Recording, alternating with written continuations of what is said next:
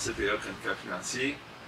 Bienvenue à cette capsule spéciale qui s'adresse à des gens qui ont de l'argent de placer dans des REER, dans un CELI, dans un compte de retraite immobilisé, dans un régime de retraite à cotisation déterminée. Bref, tous ceux qui ont un pouvoir de faire fructifier leur placement.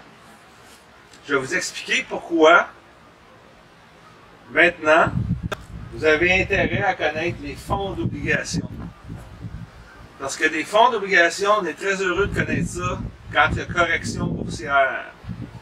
Et comme la bourse a eu une année fulgurante à date, c'est inévitable qu'un jour il va y avoir contraction. Tu l'as déjà dit que ça avait planté, ça n'a pas encore planté! Ah ben, attends une minute là. Quand je l'ai parlé, l'indice TSX canadien qui représente la moyenne des actions canadiennes cotées en bourse, pour vous dire ça vite, il était à peu près à 16 400. Là, il est autour de 17 000. Donc, il doit peut-être monter de quoi? 3% depuis, 3-4%. Pendant ce temps-là, les fonds obligataires aussi, ils rapportent quand même un rendement là.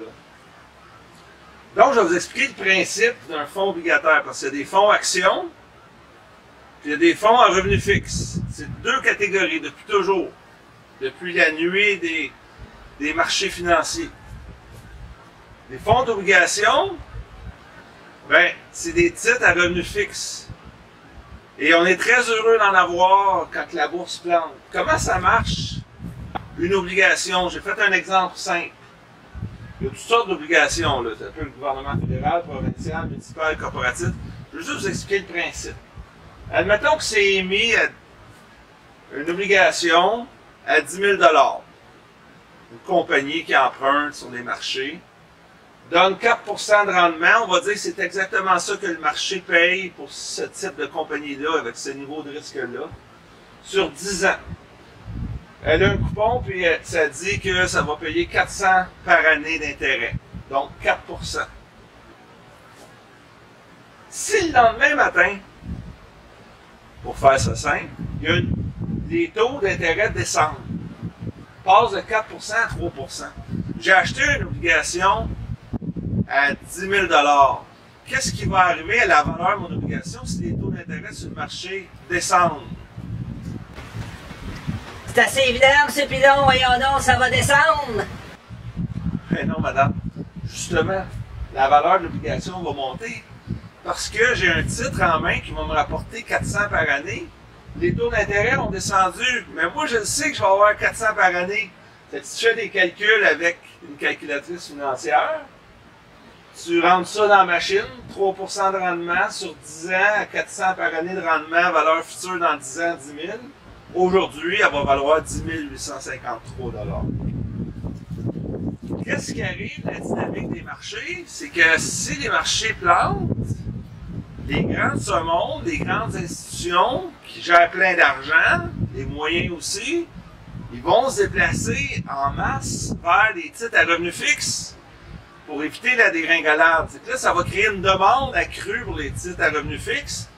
Qu'est-ce que ça fait, une demande accrue? Ça va monter les prix, par le fait même une pression à la baisse sur les taux, parce que le prix monte.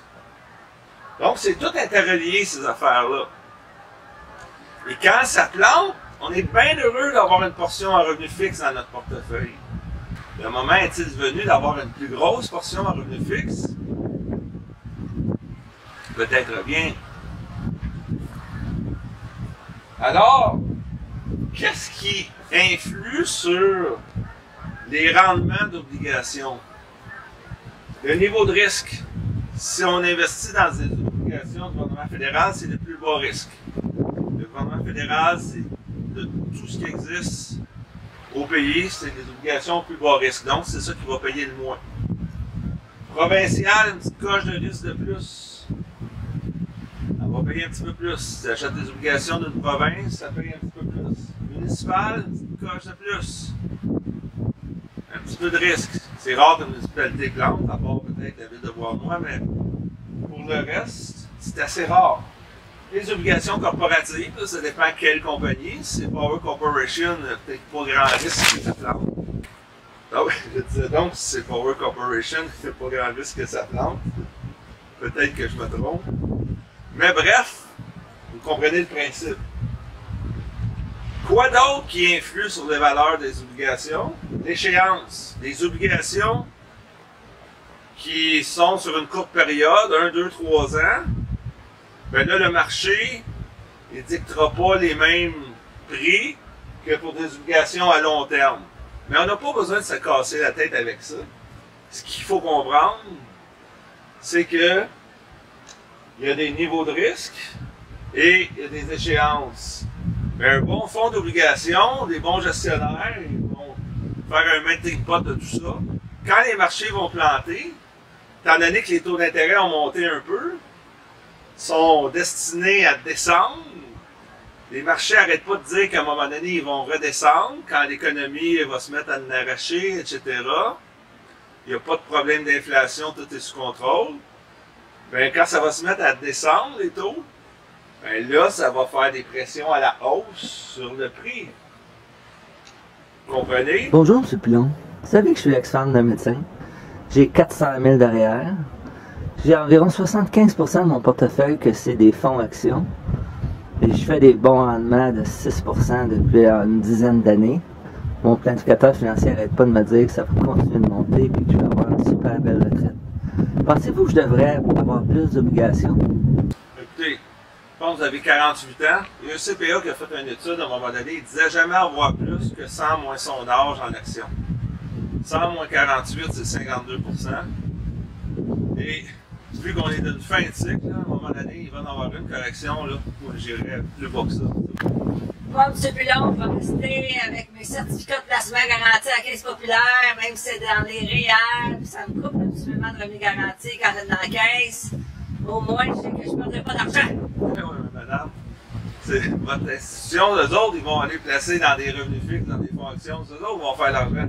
Vous allez vous contenter du 1,5% des certificats de placement. C'est comme ça que ça marche la game. En espérant que cette initiation obligataire aussi, je vous invite à partager pour vos proches, parents, amis, quiconque dans votre entourage aurait un portefeuille à gérer. C'est Daniel Pilon, CPA, chroniqueur financier, toujours indépendant.